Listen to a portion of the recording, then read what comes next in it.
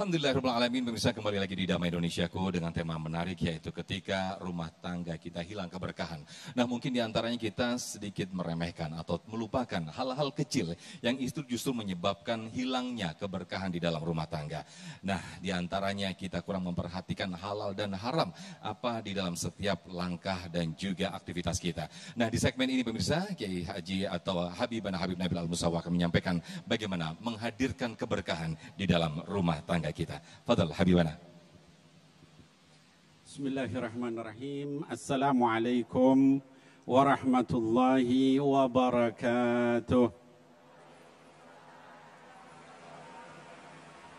Alhamdulillah alladzi allafa baina qulubina fa asbahna bi ni'matihi ikhwana.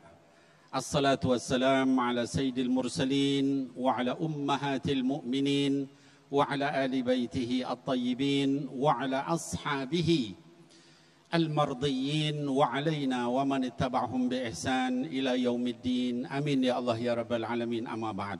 Yang saya hormati Ustadzuna guru kita A.A. Rustandi, mata'anallahu tula hayatih, mudah-mudahan Allah panjangkan usianya dalam taat sama Allah dan Rasul, dan juga seluruh tokoh-tokoh ya di masjid ini. Ada Ibu Umah, ada yang lain-lain para tokoh. Ini saya dulu 20 tahun yang lalu ya, saya ngisi di masjid ini masih musola, sekarang udah jadi masjid besar. Alhamdulillah. Baik, jadi Bapak Ibu sekalian, hadirin hadirat dan anak-anakku dimanapun berada. Tadi Ustadz A.A. Rustandi menyampaikan tentang bagaimana kita di dalam rumah itu adalah kita isi dengan apa tadi? Dengan ibadah kepada Allah Subhanahu wa taala ya. Saya ingin menyampaikan karena ada yang nanya sama saya, Bib, bahas tentang rumah kehilangan berkah. Saya rumahnya nggak ada apa-apanya di dalamnya. Apa itu termasuk rumah yang kehilangan berkah? Ada lagi yang nanya, Bib, saya malah belum punya rumah. Apa itu berarti kehilangan berkah? Hadirin wal hadirat, saya akan kisahkan satu kisah manusia mulia, rumah tangga yang mulia, ya, yaitu rumah tangga Nabiullah Ibrahim alaihissalam. Dalam satu kesempatan dikatakan Nabiullah Ibrahim alaihissalam diperintahkan oleh Allah membawa istri dan anaknya, yaitu Sayyidatina Hajar alaihissalam dan Sayyidina Ismail alaihissalam. Kemana dibawa? Ke satu tempat yang tidak ada bangunan di situ, tidak ada makanan di situ, tidak ada minuman di situ, tidak ada orang di situ. Ketika sampai di tempat itu, Ibrahim alaihissalam meminta istrinya duduk di satu tempat di dekat Dauha, dekat sumur Zam-Zam sekarang. Zaman itu belum ada Zam-Zam, ya. Duduk di situ Nabiullah Ibrahim alaihissalam. Lalu setelah duduk, istrinya disuruh duduk, dikasih sekantong kurma, dikasih satu kirbah air, tempat minum, gitu ya. Taruh di situ. Lalu Ibrahim pamit. Istrinya bilang, "Ya Ibrahim, atatrukuna bil wadi laisa fihi insu wala syai'." Wahai Ibrahim, Anda mau tinggalkan kami di tempat yang nggak ada manusia di sini, bahkan tidak ada apa-apa, cuma gurun pasir, nggak ada harta, nggak ada benda, nggak ada barang, nggak ada orang, nggak ada apa-apa. Lalu Nabi Ibrahim diam. Istrinya nanya lagi, Nabi Ibrahim nggak jawab lagi. Tapi Sayyidatina Hajar adalah istri dari seorang nabinya Allah Subhanahu wa taala. Pertanyaannya yang ketiga tidak seperti itu lagi. Dia bertanya, Allahul ladzi amaraka bihada ya Ibrahim. Apakah Allah yang perintahkan Anda meninggalkan kami berdua di sini? Wahai Ibrahim. Baru keluar jawaban dari mulut Nabi Ibrahim. Bala. Benar. Allah yang suruh. Apa jawab Siti Hajar? Dia nggak bilang, terus Allah begini amat ya sama saya. Begini amat sih sama kita.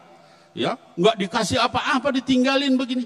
Kata Sayyidatina Hajar, idan lan yudayyi'una. Kalau Allah yang sudah perintah, tidak akan Allah itu menyia-nyiakan kami sedikit pun. Terus Nabi Ibrahim lihat istrinya sudah tegar begitu, beliau pergi. Dan disebutkan di dalam hadis beliau tidak noleh. Kenapa? Sayyidina Ibrahim itu dikatakan inna Ibrahim la awwahun, ya, la halimun awwahum munib. Beliau itu orang yang sangat lembut, sangat penyayang, dan sering kembali kepada Allah. Kalau dia noleh, dia takut nggak kuat hatinya. Lalu dia pergi jalan nggak noleh, sampai di satu tempat belokan di mana dia nggak bisa melihat lagi istri dan anaknya.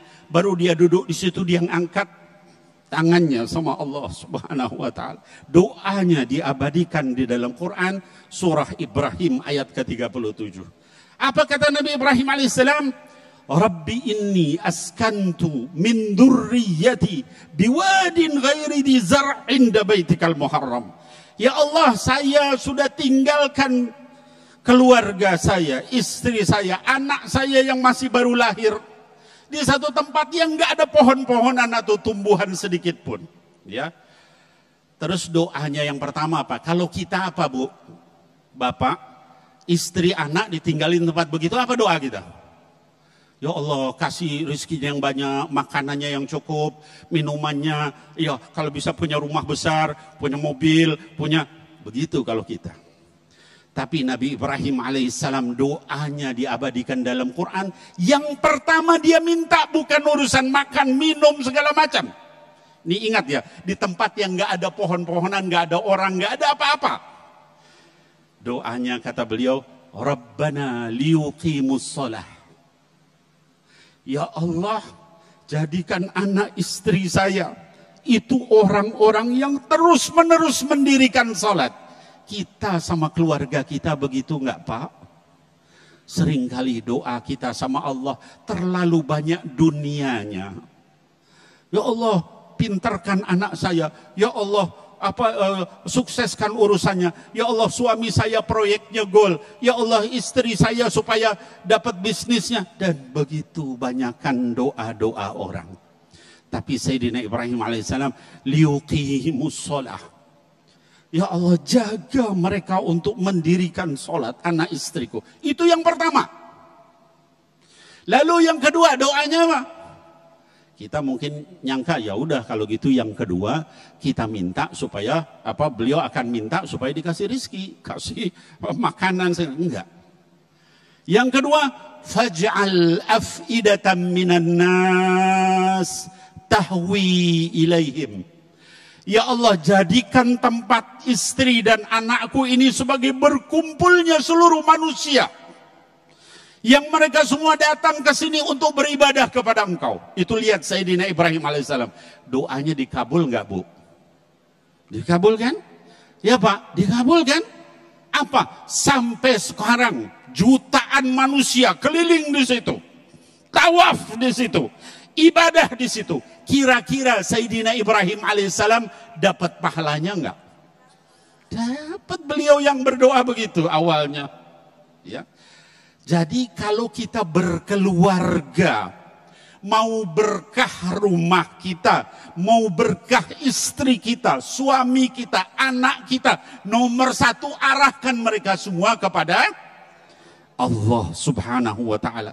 Urusan gak punya apa-apa, urusan rumah masih ngontrak, urusan barang gak ada, mobil gak punya, motor gak punya dan sebagainya, itu nomor sekian. Kalau sudah dekat sama Allah, nanti semuanya dikasih sama Allah Subhanahu wa ta'ala. Baru setelah doanya seperti itu, doanya yang ketiga baru minta rezeki. Kata Nabi Allah Ibrahim alaihissalam, warzuqhum minats tsamarat. Tapi ada buntutnya. Apa? La'allahum yashkuru. Lihat tuh. Minta dunia dikasih syarat sama Nabi Ibrahim alaihissalam. Warzuqhum minats tsamarat. Lalu ya Allah kasih mereka berbagai macam makanan, buah-buahan, tanaman segala macam. Tapi dengan syarat la'allahum yashkurun. Mudah-mudahan mereka semua itu mau bersyukur kepada Allah Subhanahu wa taala. Kita lihat doanya Nabi Ibrahim alaihissalam. Sekarang negeri itu ya, jadi negeri yang apa? Kaya. Ya. Udah gitu apa lagi? Tanaman di mana-mana sekarang. Kurma, bahkan buah-buahan yang nggak ada di sini ada di situ. Kenapa? Karena rizki dari Allah. Orang kalau zaman dulu orang berdoa kayak gitu terus dibilang nanti Allah kasih rizki, kita akan bilang apa? Mimpi kali ya. Padang pasir kok bisa jadi apa namanya tanaman jadi, tapi semua itu tidak ada yang mustahil untuk. Maka kalau minta kita minta sama Allah, kalau takwa kita takwa sama Allah. Jadikan Allah itu nomor satu dalam rumah tangga kita, maka semua urusan kita akan dicukupi oleh Allah Subhanahu wa taala. Kita ingin rumah bagus, yang bisa ngasih rumah bagus siapa? Kalau nggak ditakdirkan bisa nggak punya rumah bagus? Nabi mau bekerja, lihat orang kerja banyak nggak? Banyak yang kerja, tapi punya rumah bagus semua nggak? Cung yang rumahnya bagus, malu bib, ya, nanti dibilang riak lagi. Artinya kita kerja itu bukan jadi sebabnya, kerja itu hanya hakikatnya dari Allah Subhanahu wa taala. Kita pengen anak pinter, emang anak bisa pinter dengan belajar? Kalau sama Allah nggak ditakdirkan pinter tuh anak, IQ-nya apa? Jongkok terus gitu ya. Jadi semua ini ujungnya adalah kepada Allah. Kita ingin suami kita setia, ya Bu? Mau nggak suami setia? Suaminya pada setia nggak? Setia semua. Kalau lihat wajah-wajahnya ini suaminya setia. Amin ya Allah ya Rabbal Alamin. Adik-adik yang belum nikah pengen nggak punya suami setia? Mintanya sama siapa? Sama calon mertua atau sama Allah? Sama Allah. Ini juga yang muda-muda ini yang belum pada nikah, mau pada nikah nggak? Mau pada nikah ya. Istrinya mau yang kayak apa? Penyanyi kondang? Kita minta supaya istri kita, anak-anak kita, suami kita adalah orang yang dekat sama Allah Subhanahu wa taala. Apa yang saya kisahkan tentang Nabi Ibrahim dan istrinya dan anaknya tadi itu disebutkan dalam Sahih Bukhari. Mudah-mudahan bermanfaat. Nanti kita lanjutkan di segmen berikutnya. Alhamdulillahirrahmanirrahim. Masya Allah, syukran jazilan, jazakumullah ahsanul jaza, Habibana. Kita diingatkan kembali dan kita belajar bersama kembali bagaimana dari sirah Nabi Ibrahim alaihissalam. Hal yang paling utama yang diminta kepada Allah adalah anak-anak kita, keluarga kita untuk dekat kepada Allah Subhanahu wa taala, bukan hanya materi semata. Untuk itulah insya Allah diharapkan adalah keberkahan hadir dalam rumah tangga kita. Nah, pemirsa, kita akan bahas lebih dalam lagi, lebih jauh lagi materi yang sangat menarik ini bersama guru-guru kita. Namun